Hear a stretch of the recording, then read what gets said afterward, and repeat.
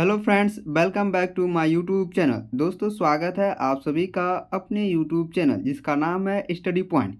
जैसा कि मैं रेगुलर बेसिस पर आप लोग के लिए एसएससी एमटीएस का जो एग्ज़ाम चल रहा उसके जीके जीएस का क्वेश्चन का एनालिसिस मैं रेगुलर बेसिस पे आप लोग के लिए करवा। फ्रेंड, तो आज हम 15 मई के सही शिफ्ट में आए हुए 75 प्रश्न को इस वीडियो के माध्यम से कवर करने वाला हूँ। दोस्तों, वीडियो स्टार्ट करने से पहले एक छोटा सा रिक्वेस्ट है कि वीडियो अच्छा लगे तो प्लीज़ चैनल को लाइक और सब्सक्राइब जरूर करें और कमेंट बॉक्स में ज़रूर बताएं कि आपको हमारी यह वीडियो कैसी लगी। और फ्रेंड, अगर आप फर्स्ट टाइम इस चैनल पर हैं और चैनल को सब्सक्राइब नहीं किया तो प्लीज़ चैनल को सब्सक्राइब कर ले और बेल आइकन को प्रेस कर दें ताकि आपको हमारी न्यू वीडियो की नोटिफिकेशन ईजिली पहुँच पाए। चलिए देखते हैं आज के सवाल से।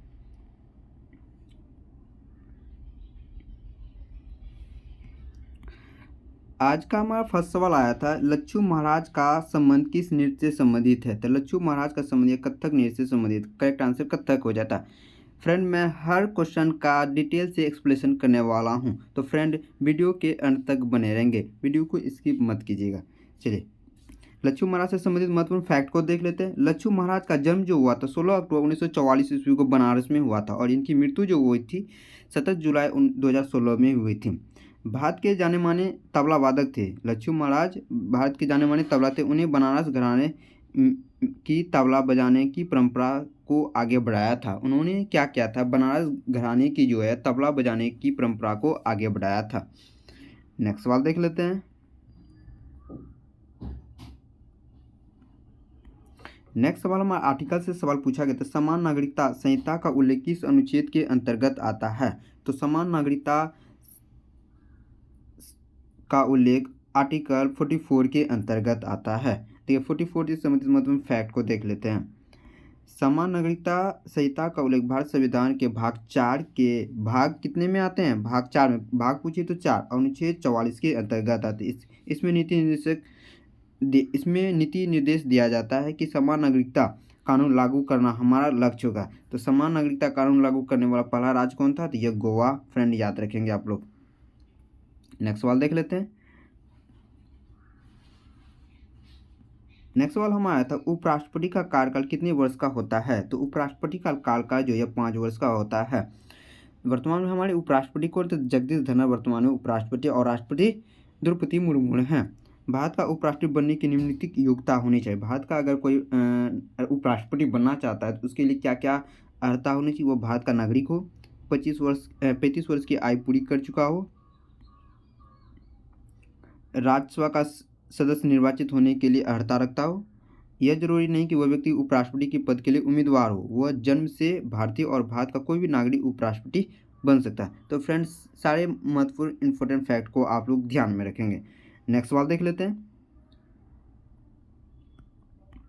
नेक्स्ट सवाल पूछा गया, शाहजहां के सबसे बड़े पुत्र का क्या नाम था। तो शाहजहां के सबसे बड़े पुत्र का नाम था यह दारा शिकोह।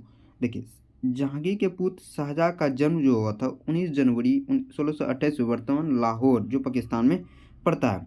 इसका जन्म 22 जनवरी 1966 आगरा के किले में हुआ था। शाहजहां के सबसे बड़े पुत्र का नाम दारा शिकोह था।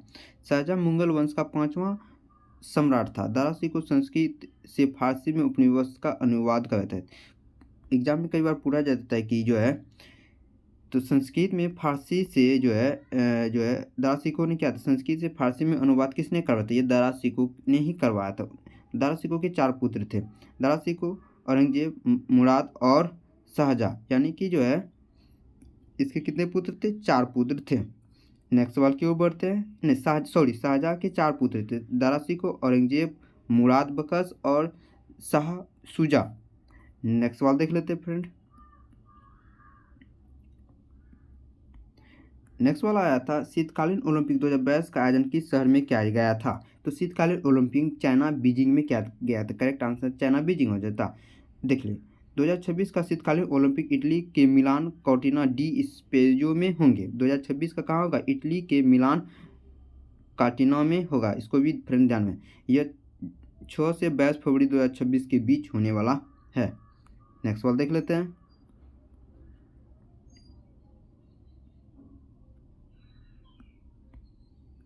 नेक्स्ट सवाल था, गणगौर नृत्य किस राज्य से संबंधित है? गणगौर नृत्य का संबंध यह राजस्थान से संबंधित। करेक्ट आंसर राजस्थान हो जाता। राजस्थान से संबंधित महत्वपूर्ण फैक्ट है, गणगौर नृत्य का संबंध यह राजस्थान का एक लोक नृत्य, इसे राजस्थान में गणगौर त्यौहार के रूप में किया जाता है। मार्च अप्रैल के दौरान भगवान शिव की पत्नी गौरी की पूजा बड़े धूमधाम और शक्ति के साथ की जाती है। यह फसल, वसंत और वैवाहिक निष्ठा का उत्सव का त्यौहार है। नेक्स्ट सवाल देख लेते हैं। फ्रेंड, अगर आपको हमारी ये वीडियो अच्छी लगी प्लीज़ चैनल को लाइक और सब्सक्राइब जरूर करें। नेक्स्ट सवाल देख लेते हैं। जनगणना से सवाल है। जनगणना 2011 के अनुसार, फ्रेंड जनगणना का जो टॉपिक है हर सवाल में, हर शिफ्ट में जनगणना से सवाल बने, तो फ्रेंड जनगणना वाला पोर्शन आप लोग अच्छे से देख ले। देखिए जनगणना 2011 के अनुसार भारत की नगरीय जनसंख्या कितनी थी? तो भारत में जो है 2011 की जनगणना के अनुसार नगरीय जनसंख्या 21.2% थी। देखिए शहरी का स्तर 2011 की जनगणना के अनुसार जो था वह 27.81% से बढ़कर 2011 में जो है यह 31.16% हो गया था। 2001 में जो था कितना था?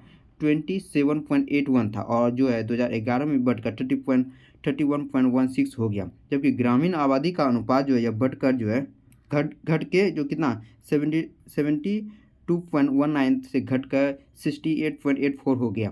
महाराष्ट्र में सबसे ज़्यादा शहरीकरण जनसंख्या था। तो यार पूछेगा सबसे ज़्यादा शहरीकरण जनसंख्या कहाँ है, तो यह महाराष्ट्र में, फ्रेंड ध्यान में रखेंगे। नेक्स्ट सवाल देख लेते हैं।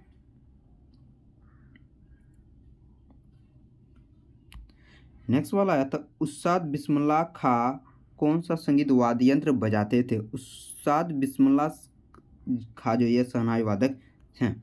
देखिए उस्ताद बिस्मिल्लाह खां से संबंधित महत्वपूर्ण फैक्ट को देख लो। उस्ताद बिस्मिल्लाह खां ये शहनाई वादक थे। उस्ताद बिस्मिल्लाह खां का जन्म 1916 ईस्वी में और इसकी मृत्यु 2006 में। असली नाम कमरुद्दीन खां था। बिस्मिल्लाह खां का असली नाम क्या था? कमरुद्दीन खां था। वह एक भारतीय वादक थे जिन्हें शहनाई को लोकप्रिय बनाने के लिए श्रेष्ठ स्थान दिया गया है। नेक्स्ट सवाल देख लेते हैं। नेक्स्ट सवाल आया था हमारा 130 ईसा से 50 ईसा पूर्व के बीच शक का शासक कौन था? तो पूछा गया था शक वंश का शासक जो था 130 से 150 ईसा के पूर्व के जो है बीच का शासक, यह रुद्रदामन जो है शक वंश का शासक। रुद्रदामन जिसका शासनकाल जो है 130 से 50 के बीच रहा था, भारत के पश्चिमी क्षत्रप वंश का एक शासक था। कौन? शक वंश का शासक। फ्रेंड याद रखेंगे रुद्रदामन। नेक्स्ट सवाल की ओर बढ़ते हैं। नेक्स्ट सवाल हमारा नदी से सवाल बने थे। पूछे भागीरथी और अलकनंदा नदियों का मिलान क्या कहलाता है? तो भागीरथी और अलकनंदा का जो मिलान करते हैं यह देवप्रयाग कराता है। करेक्ट आंसर देवप्रयाग हो जाता है। विष्णुप्रयाग में धौलागिरा और अलकनंदा नदियों का संगम होता है। पूछेगा विष्णुप्रयाग में किसका मिलन होता है? धौलागिरा और अलकनंदा। यहाँ है भागीरथी और अलकनंदा, तो देवप्रयाग। धौलागिरा और अलकनंदा के मेल से क्या बनता है? विष्णुप्रयाग बनता है। फ्रेंड ध्यान में रखेंगे, कन्फ्यूजन वाला टॉपिक है। नेक्स्ट बात देख लेते हैं। भागीरथी और अलकनंदा जब मेल खाती थी देवप्रयाग का निर्माण करती है। भागीरथी नदी देवप्रयाग में अलकनंदा में मिलती है। इसके बाद इसे गंगा के नाम से जानी। गंगा नदी कहाँ मिलती है? देवप्रयाग में। जब जो दो नदियाँ भागीरथी और अलकनंदा मिलती है तो देवप्रयाग में बन जाता है और देवप्रयाग के बाद इसे गंगा के नाम से जाना जाता है। फ्रेंड्स सारे महत्वपूर्ण इंपॉर्टेंट फैक्ट को आगे आने वाले शिफ्ट के लिए महत्वपूर्ण, तो वीडियो के अंत तक बने रहेंगे। नेक्स्ट बात देख लेते हैं। भारतीय अटलांटिक विधेयक 2022 किस मंत्रालय के द्वारा पारित किया गया था? तो भारतीय अटलांटिक विधेयक 2022 यह पृथ्वी विज्ञान मंत्रालय के द्वारा पारित किया। करेक्ट आंसर पृथ्वी विज्ञान मंत्रालय हो जाता है। नेक्स्ट सवाल देख लेते हैं। नेक्स्ट सवाल हमारा SI से फुल फॉर्म से पूछा गया था। SAI का फुल फॉर्म क्या होता है? तो SAI का full form sport authority of India. तो correct answer sport authority of India हो जाता। भारत खेल प्राधिकरण, जिसे हिंदी में भारत खेल प्राधिकरण के नाम से जाना, भारत का सर्वोच्च राष्ट्र खेल निकाय, जिसे भारत में खेल विकास के लिए भारत के युवा और खेल मंत्रालय द्वारा 1984 ईस्वी में स्थापना की थी। यानी स्पोर्ट अथॉरिटी ऑफ इंडिया की स्थापना कब हुआ था? 1984 में। इसको भी ध्यान में रखेंगे। देखिए सर्विंग एरिया इंटरफेस या सर्विस एरिया इंटरफेस एक आउटडोर दूरसंचार कैबिनेट जो आमतौर पर केबल राइट ऑफ वे पर ज़मीन पर लगाया जाता है। ये कहाँ लगाया जाता है? ज़मीन पर लगाया जाने वाला है। नेक्स्ट बात देख लेते हैं। नेक्स्ट सवाल में स्कीम से पूछा गया था प्रधानमंत्री परिवार कल्याण योजना की शुरुआत कब की गई थी। तो प्रधानमंत्री परिवार कल्याण योजना की शुरुआत 1952 में इसमें की गई। करेक्ट आंसर 52 हो जाता। नेक्स्ट सवाल देख लेते हैं। नेक्स्ट सवाल हमारा आया था बाबर की गुफाएं कहाँ स्थित। तो बाबर की गुफा यह बिहार राज्य में स्थित है।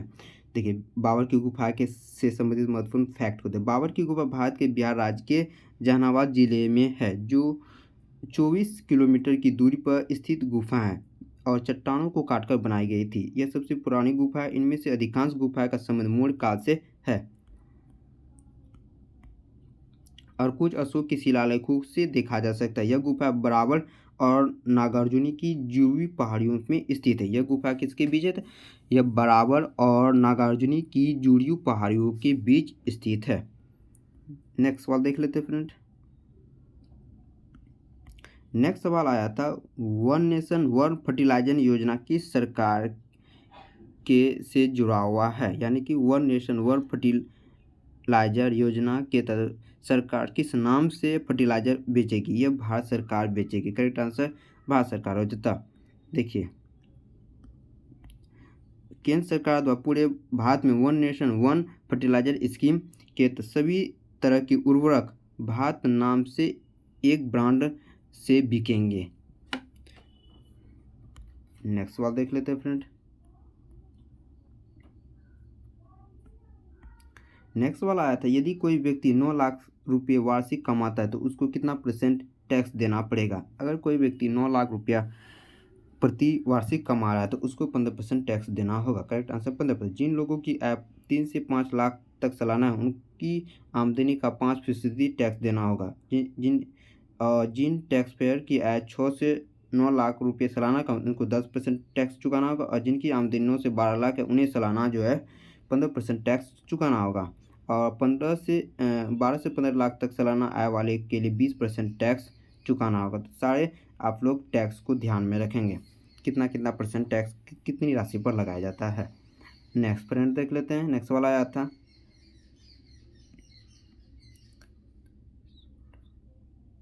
नेक्स्ट पुस्तक से सवाल बनते हैं द पुस्तक द स्मॉल्ट्स ऑफ मेलुहा किसके द्वारा लिखी गई है।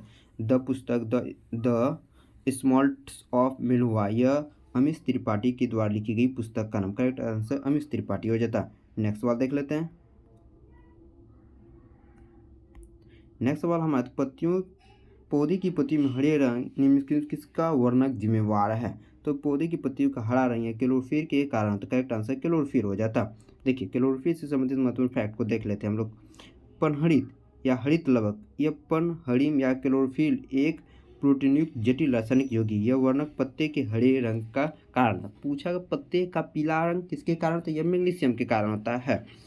पौधे में जल का ट्रांसफर किसके कारण होता है। जालम के द्वारा खाद्य पदार्थों का स्थानांतरण या फिर के द्वारा होता है। सारे इंपॉर्टेंट फैक्ट को फ्रेंड ध्यान में रखेंगे आगे आने वाले शिफ्ट के लिए। नेक्स्ट सवाल की ओर बढ़ते हैं। नेक्स्ट सवाल साइंस से सवाल आए थे कि पूछा गया था कि कोशिका द्रव की खोज किसने और कब की थी। तो कोशिका द्रव की खोज जो है देखिए कोशिका के भीतर संपूर्ण जीवित पदार्थ जीव द्रव कहलाता है। जीव द्रव को सर्वप्रथम काटी वैज्ञानिक ने देखा था, जबकि जीव द्रव की खोज का पूरा श्रेय डुजार्डिन को जाता है। जीव द्रव की खोज किसने किया था। डुजार्डिन ने किया था और जीव द्रव को देखा था किसने। काटी वैज्ञानिक ने देखा। उन्होंने इसके लिए सार्कोट शब्द का प्रयोग किया था। किसके लिए। जीव द्रव का। और बाद में प्रोकंजे ने 1837 में जीव द्रव का नाम दिया। नाम अलग वैज्ञानिक थे। किसने दिया था। प्रोकंजे ने 1837 में जीव द्रव का नाम दिया था। सबसे पहले देखा था काटी वैज्ञानिक ने देखा था और इसको पूरा खोज जो था डुजार्डिन ने किया था। इसका नामकरण प्रोकंजे ने 1837 में किया था। फिर देख लेंगे ऑप्शन के अकॉर्डिंग किए थे। नेक्स्ट वाला आया था पूछा कि लखनऊ में 1857 की क्रांति का नेतृत्व किसने किया था। लखनऊ से जो थे यह बेगम हजरत महल। करेक्ट आंसर हो जाता है। लखनऊ में 1857 की क्रांति का नेतृत्व यह बेगम हजरत के द्वारा किया गया था। नेक्स्ट सवाल की ओर बढ़ते हैं। नेक्स्ट सवाल आया था भारत संविधान में ब्रिटेन से क्या लिया गया था। देख लेंगे फ्रेंड ब्रिटेन से कौन कौन लिया गया। संघात्मक शासन प्रणाली, एकल नागरिकता का सिद्धांत, दी साधन प्रणाली, मंत्रिमंडल प्रणाली और संसद प्रणाली विशेषाधिकार, ये सभी जो है ब्रिटेन से लिए गए थे। देख लेंगे ऑप्शन में इनमें से कौन नहीं था। नेक्स्ट प्रश्न देख लेते हैं। भारत संविधान के प्रावधानों भारत सरकार अधिनियम 1935 America, Ireland, Britain, Canada, Australia, Germany, USA, France, दक्षिण अफ्रीका, जापान और अन्य देशों के संविधान से उठाया गया था। संयुक्त राज्य अमेरिका मौलिक अधिकार, देखिए संयुक्त राज्य अमेरिका से क्या लिया गया तो मौलिक अधिकार, न्यायिक पुनरावलोकन, संविधान की सर्वोच्चता, न्यायपालिका की स्वतंत्रता, निर्वाचित राष्ट्रपति और उस पर महाभियोग उपराष्ट्रपति एवं उच्च न्यायालय के न्यायाधीशों को हटाने और विधि एवं वित्तीय आपात यह सभी कहाँ से लिए गए? संयुक्त राज्य अमेरिका से लिए गए हैं। अब ब्रिटेन से देख लेते कौन कौन लिए गए थे। ब्रिटेन से देख लेते, ब्रिटेन से जो संस्थात्मक संसाधन प्रणाली, एकल नागरिकता, विधि निर्माण प्रक्रिया, यह सभी कहाँ से लिए? ब्रिटेन से। आयरलैंड के संविधान से नीति निर्देशक सिद्धांत, राष्ट्रपति के निर्वाचन मंडल व्यवस्था और राष्ट्रपति द्वारा राज्यसभा में साहित्य, कला, विज्ञान और सामाजिक सेवा इत्यादि में ख्याति प्राप्त व्यक्तियों को मनोनयन और आपातकालीन उपबंध, यह सभी कहाँ से लिए गए थे? आयरलैंड के संविधान से लिए गए थे। देखिए ऑस्ट्रेलिया से संबंधित, ऑस्ट्रेलिया से प्रस्तावना की भाषा, समवर्ती सूची का प्रावधान, केंद्र और राज्यों के बीच शक्तियों का विभाजन, यह सभी ऑस्ट्रेलिया से लिए गए थे। जर्मनी से यह आपातकाल के प्रवर्तन के दौरान राष्ट्रपति मौलिक अधिकारों से संबंधित शक्तियाँ, यह जर्मनी से लिए गए थे। फ्रेंड सारे इंपॉर्टेंट फैक्ट को फ्रेंड ध्यान में रखेंगे आगे आने वाले शिफ्ट के लिए। नेक्स्ट सवाल देख लेते हैं। देखिए और कनाडा से भी पूछे, कनाडा से पूछा गया संघ शासनात्मक विशेषताएं अवशिष्ट संख्या केंद्र के पास है, यह कनाडा से है। दक्षिण अफ्रीका के संविधान संशोधन की प्रक्रिया जो है यह दक्षिण अफ्रीका से है। मौलिक कर्तव्यों का प्रावधान यह रूस के संविधान से लिया गया था। विधि द्वारा स्थापित प्रक्रिया यह जापान के संविधान से लिया गया है। नेक्स्ट सवाल देख लेते हैं फ्रेंड। नेक्स्ट सवाल आया था 1983 का क्रिकेट वर्ल्ड कप कहाँ हुआ था? तो 1983 का क्रिकेट वर्ल्ड कप यह इंग्लैंड में हुआ था। करेक्ट आंसर इंग्लैंड हो जाता। 1983 का क्रिकेट विश्व कप टूर्नामेंट का तीसरा संस्करण था। यह इंग्लैंड और वेल्स के बीच 9 से 25 जून 1983 में आयोजित किया गया था। भारत द्वारा भारत इसमें विजेंदर रहे थे। 1993 भारत क्रिकेट टीम के जो कप्तान रहे कपिल देव की कप्तानी में जीता और पहली बार यह विश्व कप अपने नाम किए थे। तो पहला विश्व कप जो भारत ने जीता था 1983 ईस्वी में जीता था। इसमें कपिल देव की कप्तानी, किसकी कप्तानी में जीता गया था यह भी सवाल बने थे। किसके कप्तानी में जीता गया था? ये कपिल देव की कप्तानी में जीता है। किसके किसके बीच हुआ था? ये पहले इंग्लैंड और वेल्स के बीच हुआ था 1983 में। सारे इंपॉर्टेंट फैक्ट को फ्रेंड ध्यान में रखेंगे। नेक्स्ट सवाल देख लेते हैं। नेक्स्ट सवाल आया था राष्ट्रमंडल खेल 2022 में भारोत्तोलन में स्वर्ण पदक किसने जीता था? तो राष्ट्रमंडल खेल 2022 में भारोत्तोलन में स्वर्ण पदक यह मीराबाई चानू के द्वारा जीते। करेक्ट आंसर मीराबाई चानू जीते। मीराबाई चानू से संबंधित महत्वपूर्ण फैक्ट को और देख लेते हैं। भारत में कॉमनवेल्थ गेम्स 2022 में कुल 61 मेडल हासिल किए थे, जिसमें कि 22 गोल्ड मेडल थे, 16 सिल्वर मेडल और 23 ब्रोंज मेडल शामिल थे। इसका शानदार प्रदर्शन चलते भारत में चौथी स्थान हासिल किया था। वहीं ऑस्ट्रेलिया जो है ऑस्ट्रेलिया ने कुल मेडल 178 प्राप्त किए, पदक तालिका में शीर्ष पर रहा था। ऑस्ट्रेलिया जो है कॉमनवेल्थ गेम्स में पदक तालिका में शीर्ष पर और भारत इसमें चौथे नंबर पर रहा था। राष्ट्रमंडल खेल का आधिकारिक शुभंकर पेरी द बुल था। इसका शुभंकर क्या था? पेरी द बुल था। 2022 का राष्ट्रमंडल खेल का आदर्श वाक्य क्या था? सभी के लिए खेल था। आदर्श वाक्य को भी ध्यान में रखें, सभी के लिए खेल था। नेक्स्ट सवाल देख लेते हैं।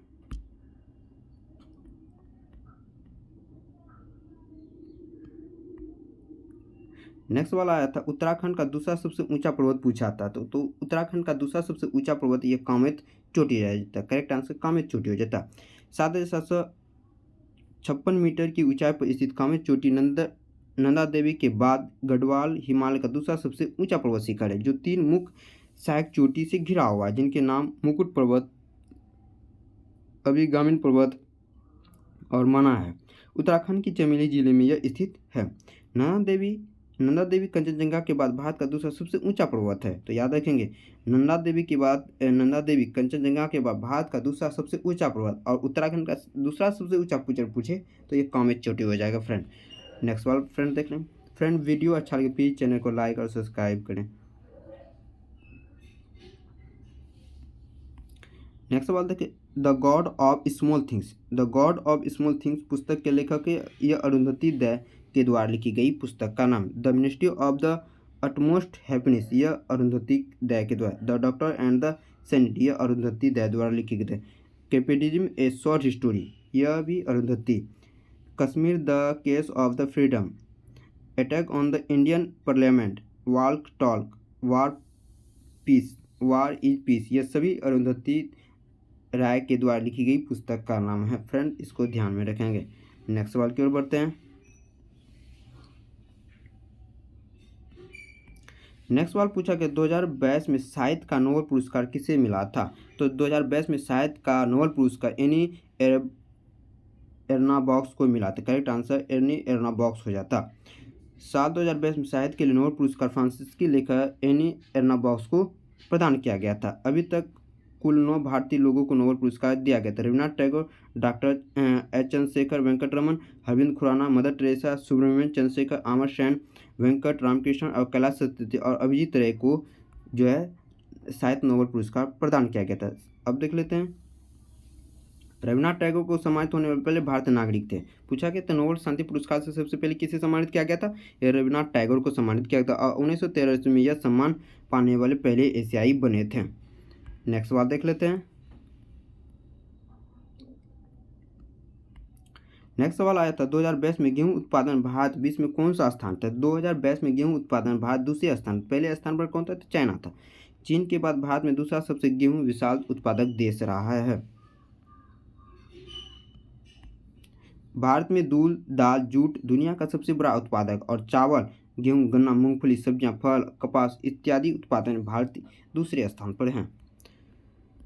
नेक्स्ट सवाल देख लेते हैं।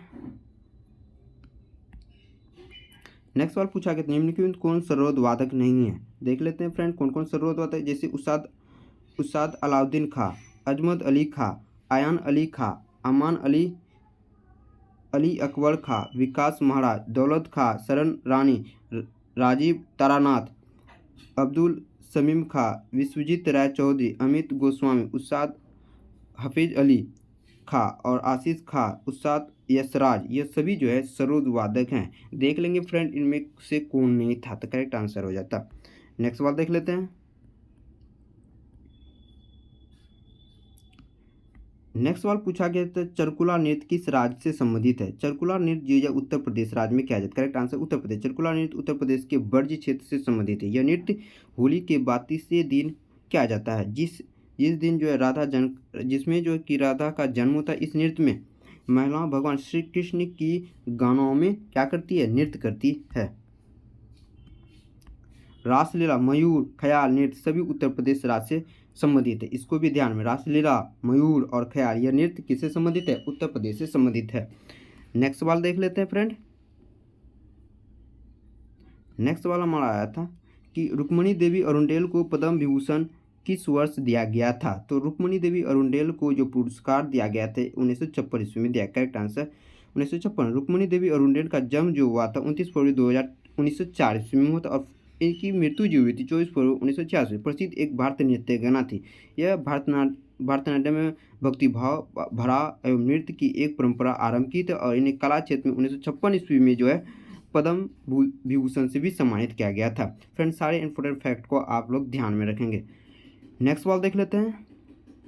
जनगणना से संबंधित हर शिफ्ट में सवाल पढ़ रहे हैं फ्रेंड, तो जनगणना वाला पोर्शन आप लोग अच्छे से कवर करें। जनगणना 2011 के अनुसार भारत की जनसंख्या वृद्धि दर कितनी रही थी। तो 2011 की जनगणना के अनुसार भारत की जनसंख्या वृद्धि दर 1.64% रही थी। करेक्ट आंसर 1.64% हो जाती। 2011 की जनगणना के अनुसार भारत की कुल जनसंख्या विश्व की कुल जनसंख्या जो है 17.5% थी।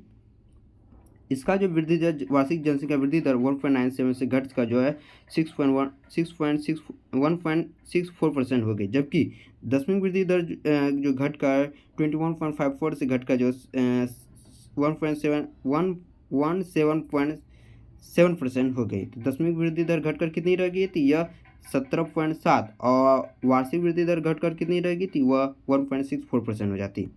देख लेंगे फ्रेंड क्या आया था। नेक्स्ट वाला आया था पूछा कि ईस्ट इंडिया कंपनी में ब्रिटिश क्राउन के पास शक्तियाँ कब गई थी। तो ईस्ट इंडिया कंपनी से ब्रिटिश क्राउन के पास ये शक्तियाँ गई थी 1858 ईस्वी के बाद। भारतवर्ष 1858 सीधे ब्रिटिश क्राउन में शासन आ गया। ब्रिटेन की संसद ने भारत सरकार अधिनियम पारित किया, जिससे ईस्ट इंडिया कंपनी से भारत ब्रिटिश सत्ता का हस्तांतरण हो गया। कब किया गया था? 1858 ईस्वी में किया गया था। नेक्स्ट सवाल देख लेते हैं।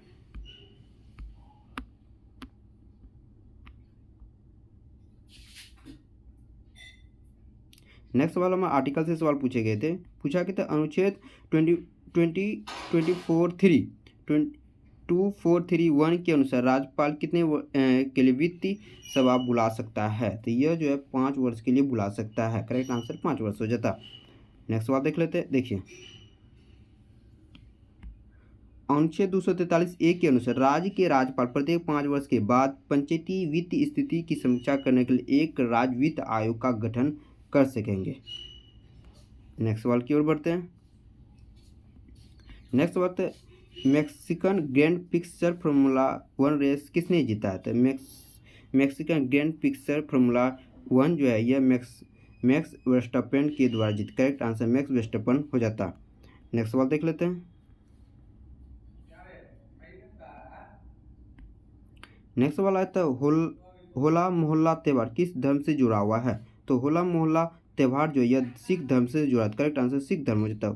होला मोहल्ला एक जीवंत त्यौहार है जो पंजाब के लिए अनूठा है। त्यौहार वीरता योद्धा और वीरता विजय गौरव और निडरता के बारे में है। होला का शब्द स्त्रीलिंग होता है। होला शब्द का स्त्रीलिंग होली होती है। सिखों के पवित्र धर्म स्थान भी आनंदपुर साहिब में होली के अगले दिन से लगने वाला, ठीक है फ्रेंड, होला मोहल्ला कहते हैं। सिखों के लिए यह होला मोहल्ला बहुत ही महत्वपूर्ण होता है। नेक्स्ट फ्रेंड सवाल देख लेते हैं। नेक्स्ट सवाल में बुक एंड ऑथर से आते हैं। द ब्लू अम्ब्रेला पुस्तक के लेखक है। तो ब्लू अम्ब्रेला यह रिस्कन बॉन्ड के द्वारा लिखी गई पुस्तक का नाम है। करेक्ट आंसर रिस्कन बॉन्ड हो जाता है। नेक्स्ट सवाल देख लेते हैं। नेक्स्ट सवाल आया था सुंदरवन की सीमा किस देश से लगती है? तो सुंदरवन की सीमा यह बांग्लादेश से लगती है। करेक्ट आंसर बांग्लादेश है। सुंदरवन जो भारत के पड़ोसी देश बांग्लादेश तक फैला हुआ है। सुंदरवन का लगभग 60% बांग्लादेश में और बाकी सब भारत क्षेत्र में है। सुंदरवन डेल्टा दुनिया का सबसे बड़ा डेल्टा है। इसका निर्माण बंगाल की खाड़ी और गंगा और ब्रह्मपुत्र की नदियों के मिलने के कारण होता है। नेक्स्ट सवाल देख लेते हैं फ्रेंड। नेक्स्ट सवाल आया तमिलनाडु में काशी संगम किस मंत्रालय द्वारा आयोजित किया गया था? तो करंट से सवाल थे। तमिलनाडु में जो काशी संगम जो है यह केंद्रीय शिक्षा मंत्रालय के द्वारा आयोजित किया। करेक्ट आंसर केंद्रीय शिक्षा मंत्रालय हो जाता। नेक्स्ट सवाल देख लेते हैं। नेक्स्ट सवाल आता है निम्नलिखित में से कौन ओडिसी नृत्य से संबंधित है? तो केलुचरण महापात्रा का संबंध जो है यह ओडिसी नृत्य से संबंधित है। केलुचरण महापात्रा का जन्म जो है 8 जनवरी 1926 ईस्वी में हुआ था और इसकी मृत्यु जो है 7 अप्रैल 2004 को हुई थी। ये एक प्रसिद्ध भारतीय शास्त्र नृत्यज्ञ गुरु ओडिसी नृत्य के प्रतिपादक थे, जिन्हें 20वीं शताब्दी में शास्त्र नृत्य के रूप में पूर्ण द्वार और इसे लोकप्रिय बनाने का श्रेय दिया जाता है। नेक्स्ट सवाल की ओर बढ़ते हैं। नेक्स्ट सवाल पूछा ताजे पानी का अंतर्राष्ट्रीय वर्ष किस वर्ष को नामित किया गया है? तो ताजे पानी का अंतर्राष्ट्रीय वर्ष 2003 को नामित किया गया है। करेक्ट आंसर 2003 हो जाता। वर्ष 2003 में को यूनेस्को के मीठे पानी को अंतर्राष्ट्रीय वर्ष के रूप में नामित किया गया था। 20वीं शताब्दी के दौरान जनसंख्या की दर को दोगुनी से अधिक मात्रा में पानी का उपयोग बढ़ रहा है। जागरूकता बढ़ाने और कार्रवाई को प्रेरित करने के लिए संयुक्त राज्य महासभा ने 2003 को मीठे पानी को अंतर्राष्ट्रीय वाटर एयर के रूप में मनाने की घोषणा की है। तो यह करेक्ट आंसर 2003 हो जाता। नेक्स्ट सवाल की ओर बढ़ते हैं। नेक्स्ट सवाल हमारे करेंट से सवाल पूछता है आईसीसी पुरुष टी20 विश्व कप 2022 किसने जीता है? तो आईसीसी पुरुष टी20 विश्व कप जो है यह इंग्लैंड ने जीता। करेक्ट आंसर इंग्लैंड हो जाता। 2023 का आईसीसी पुरुष क्रिकेट विश्व कप का यह 13वां संस्करण होगा, जिसकी मेजबानी अक्टूबर और नवंबर 2023 के दौरान भारत के द्वारा की जाएगी। 2023 का आईसीसी पुरुष क्रिकेट विश्व कप यह जो है अक्टूबर और नवंबर माह में की जाएगी। यह इसका 13वां संस्करण और भारत के द्वारा इसका आयोजन किया जाएगा। सारे इंपॉर्टेंट फैक्ट को फ्रेंड ध्यान में रखेंगे आगे आने वाले शिफ्ट के लिए। नेक्स्ट सवाल देख लेते हैं। नेक्स्ट सवाल पूछा कि शोभना नारायण का संबंध किस नृत्य से संबंधित? शोभना नारायण का संबंध एक कथक नृत्य से संबंधित। करेक्ट आंसर कथक हो जाता है। शोभना नारायण एक प्रसिद्ध भारतीय कथक नृत्यज्ञ है। शोभना नारायण को 1992 नृत्य में उत्कृष्टता और उत्कृष्ट योगदान के लिए पद्मश्री पुरस्कार और 1999 संगीत नाटक अकादमी पुरस्कार सहित कई पुरस्कार से सम्मानित किया गया था। नेक्स्ट सवाल की ओर बढ़ते हैं। नेक्स्ट सवाल पूछा गया था छऊ नृत्य किस राज्य से संबंधित है? छऊ नृत्य का संबंध है झारखंड राज्य से संबंधित। Correct answer Jharkhand. छऊ एक लोक नृत्य है जो पश्चिम बंगाल, उड़ीसा, झारखंड राज्य में परिचित है। यह इसके 3 प्रकार जैसे सरायकोला, छऊ, मयूरभंज छऊ और पुरुलिया, यह सभी जो है छऊ के नृत्य के प्रकार हैं। सारे नृत्य को आप लोग ध्यान में रखेंगे फ्रेंड। नेक्स्ट सवाल हमारा आया था टेम्पल से। कदरिया महादेव मंदिर को किसने बनवाया था? कदरिया महादेव मंदिर को जो है यह राजा धनदेव चंदल के द्वारा बनाया गया था। करेक्ट आंसर राजा धनदेव चंदल हो जाता है। खजुराहो के मंदिर में सबसे विशाल कदरिया महादेव मंदिर मूलतः शिव मंदिर है। मंदिर का निर्माण 999 ईसा पूर्व में राजा धनदेव चंदेल ने करवाया था तथा इसकी लंबाई 102 तथा चौड़ाई जो है 66 फीट और ऊंचाई 101 मीटर है। स्थानीय मत के अनुसार इस का कंदरिया नामकरण भगवान शिव के नाम पर यानी नाम कंदर्पी के अनुसार किया गया था। कदरिया नाम कैसे पड़ा था? कंदर्पी के नाम के अनुसार भगवान शिव के नाम पर पड़ा था। नेक्स्ट सवाल देख लेते फ्रेंड।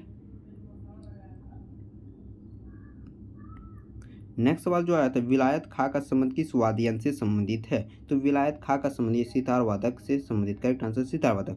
उस्ताद विलायत खां का जन्म जो हुआ था 28 अगस्त 1928 ईस्वी में हुआ था और इसकी मृत्यु जो हुई थी 23 मार्च 2004 को गोरीपुर इस समय बांग्लादेश में पड़ता है। यह एक भारतीय सितार वादक है। तो विलायत खां का संबंध किससे? सितार वादक से संबंधित है। नेक्स्ट सवाल की ओर बढ़ते हैं।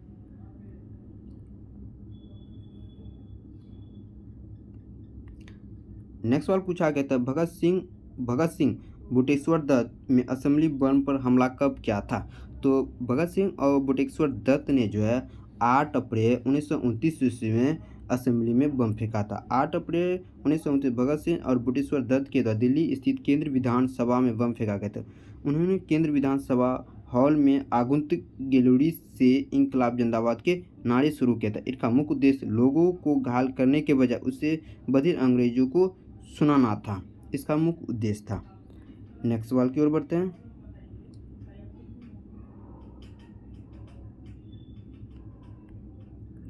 नेक्स्ट सवाल आया था नेल्लापुत्तू पक्षी अभयारण्य किस राज्य में स्थित है? तो नेल्लापत्तू पक्षी अभयारण्य यह आंध्र प्रदेश राज्य में। करेक्ट आंसर आंध्र प्रदेश है। भारत का सबसे बड़ा राष्ट्रीय उद्यान हिमिस राष्ट्रीय उद्यान जो कि लद्दाख केंद्र शासित प्रदेश में पड़ता है। भारत का सबसे छोटा राष्ट्रीय उद्यान साउथ बटन उद्यान जो कि कहाँ पड़ता है? अंडमान निकोबार द्वीप समूह केंद्र शासित प्रदेश में पड़ता है। एशियाई शेर गिर राष्ट्रीय उद्यान ये गुजरात में पाए जाते हैं और रॉयल बंगाल टाइगर प्राकृतिक संसाधन ये सुंदरवास राष्ट्रीय उद्यान में पाया जाता है। सारे इंपॉर्टेंट फैक्ट ध्यान में रखेंगे आगे आने वाली शिफ्ट के लिए। देखिए भारत का पहला राष्ट्रीय उद्यान जिम कॉर्बेट राष्ट्रीय उद्यान जिसकी स्थापना जो 1936 में की थी यह उत्तराखंड में स्थित है। स्वतंत्रता के बाद पहली भारतीय में कुनो नेशनल पार्क चीते लाया गया था। भारत में सबसे ज़्यादा बाघ मध्य प्रदेश में स्थित। इसके बाद कर्नाटक में। भारत में सबसे ज़्यादा राष्ट्रीय उद्यान मध्य प्रदेश और मध्य प्रदेश में कुल 11 राष्ट्रीय उद्यान हैं। असम राज्य में हाल में 2 नए राष्ट्रीय उद्यान को मान्यता दी गई जिनके नाम दिहिंग पटकाई राष्ट्रीय उद्यान और रायमोना नेशनल पार्क हो जाएंगे। तो असम में अभी 2 नेशनल पार्क के उद्घाटन किया, दिहिंग पटकाई राष्ट्रीय उद्यान राष्ट्रीय उद्यान और रायमोना नेशनल पार्क की। नेक्स्ट सवाल की ओर बढ़ते हैं। नेक्स्ट सवाल आया था महानदी का उद्गम स्थल किस राज्य में स्थित? तो महानदी का उद्गम स्थल छत्तीसगढ़ राज्य में। करेक्ट आंसर छत्तीसगढ़ हो जाता।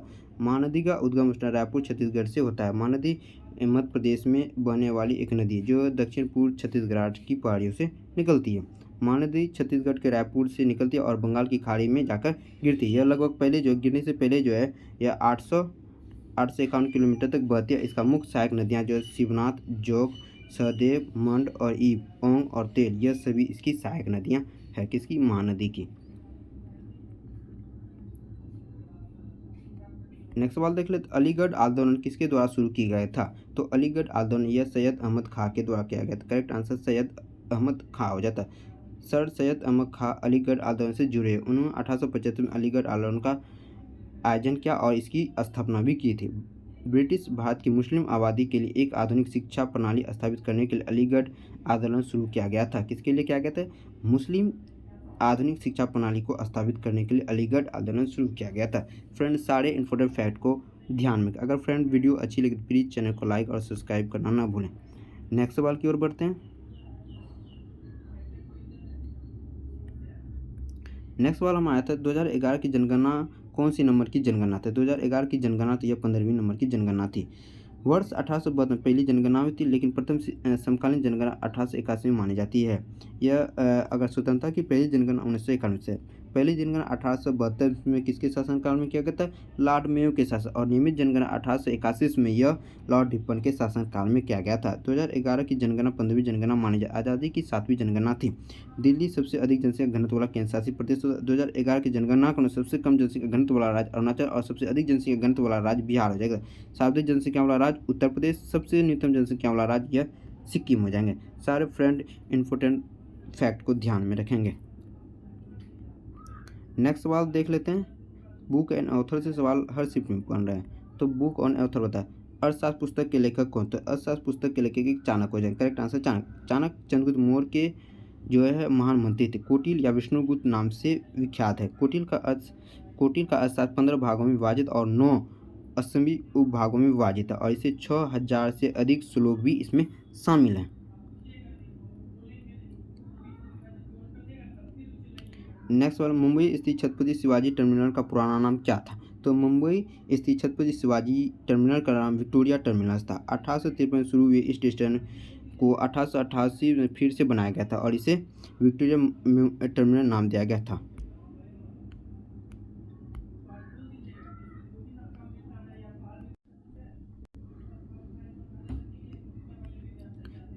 वो 1888 में से लेकर 1946 इसे इसी से नाम से जानता है। 1946 शीतकालीन भारत सरकार के द्वारा इसका नाम बदलकर छत्रपति शिवाजी टर्मिनल कर दिया गया था। नेक्स्ट सवाल की ओर बढ़ते फ्रेंड। नेक्स्ट सवाल बुक एंड ऑथर से सवाल पूछे कि वाइड एंगल पुस्तक के लेखक। तो यह वाइड एंगल पुस्तक है, यह अनिल कुंबले के द्वारा लिखी गई है। इसकी आत्मकथा देख ले। The a century is not enough, a century is not enough, यह सौरभ गंगल के द्वारा लिखी है। अनब्रेकेबल, यह मेरी कॉम के द्वारा लिखी गई है। 28 एंड बियॉन्ड, यह BS लक्ष्मण के द्वारा लिखी है। नो स्पिन, यह सेन वार्न की आत्मकथा का नाम। ए शॉर्ट हिस्ट्री, यह अभिनव बिंद्रा के द्वारा लिखी गई पुस्तक का नाम है। नेक्स्ट क्वेश्चन देख लेते हैं।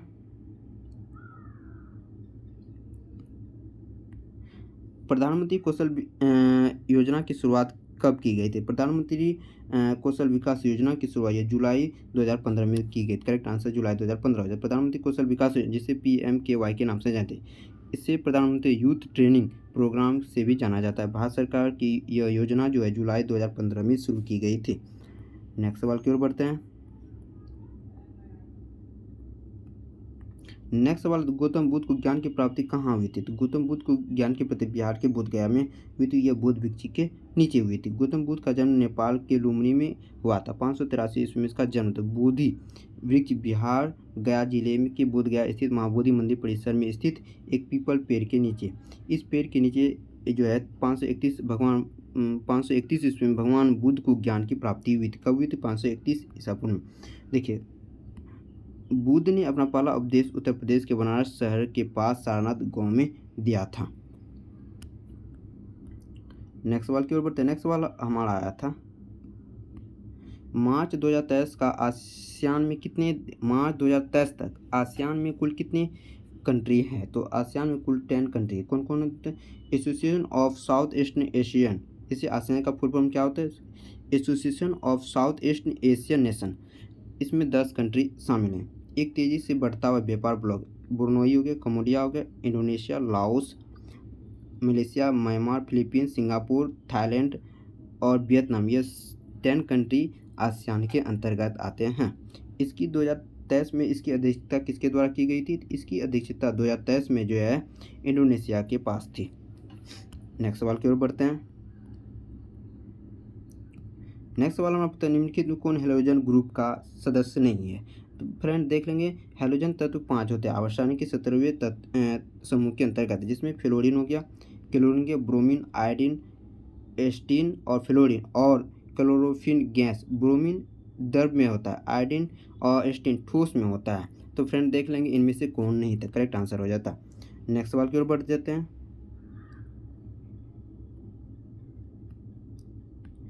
नेक्स्ट सवाल पूछा गया था भारत का लैंड लॉक बंदरगाह कौन सा है। भारत का लैंड लॉक बंदरगाह या विशाखापट्टनम बंदरगाह हो जाता है, करेक्ट आंसर विशाखापट्टनम हो जाता है। भारत में डीप सेट लैंड लॉक बंदरगाह विशाखापट्टनम आंध्र प्रदेश में है। वह बंदरगाह जो समुद्र या महासागर की ओर जल मार्ग के साथ चारों ओर से भूमि से घिरा हो, इसे भूमि बंद बंदरगाह के नाम से जानते हैं।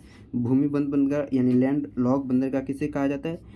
वह बंदरगाह जो समुद्र या महासागर के जल के साथ चारों ओर भूमि से घिरा हो, और यह भूमि बंद बंदरगाह कहलाता है। महाराष्ट्र में स्थित मुंबई बंदरगाह भारत का सबसे बड़ा है। इसका क्षेत्रफल जो है 46.3 हेक्टेयर तक फैला। गुजरात का मुंद्रा बंदरगाह सबसे व्यस्त बंदरगाह है। पूछे भारत का सबसे व्यस्त बंदरगाह कौन सा है? यह मुंद्रा बंदरगाह। मुंद्रा बंदरगाह कहाँ पड़ता है? यह गुजरात में पड़ता है। फ्रेंड्स सारे इंपॉर्टेंट फैक्ट को ध्यान में रखेंगे आगे आने वाले शिफ्ट में के लिए। नेक्स्ट सवाल देखते हैं, अकबर ने बंगाल तथा बिहार में मुगल साम्राज्य की स्थापना कब की थी? अकबर ने जो है बंगाल और बिहार में जो है 1576 ईस्वी में मुगल साम्राज्य की स्थापना की। तुकारोई की लड़ाई जो हुआ था यह 3 मार्च 1575 ईस्वी में मुगल सेना और बंगाल और बिहार की सल्तनत के बीच लड़ी गई थी। इसके परिणाम स्वरूप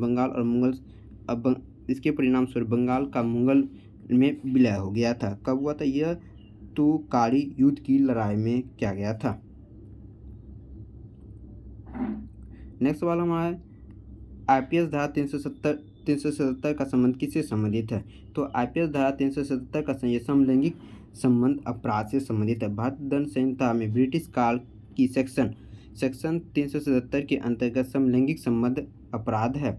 1862 इसमें लागू इस फैसले के खिलाफ LGBTQ समुदाय ने कानूनी लड़ाई लड़ने का फैसला किया था। 18 वर्ष के लंबे संघर्ष के बाद आखिरकार सुप्रीम कोर्ट ने सहमति से समलैंगिकता यौन संबंध को कानूनी मान्यता प्रदान की गई थी। फ्रेंड अगर आपको हमारी वीडियो अच्छी लगे तो प्लीज़ चैनल को लाइक और सब्सक्राइब करें। Thank you for watching this video.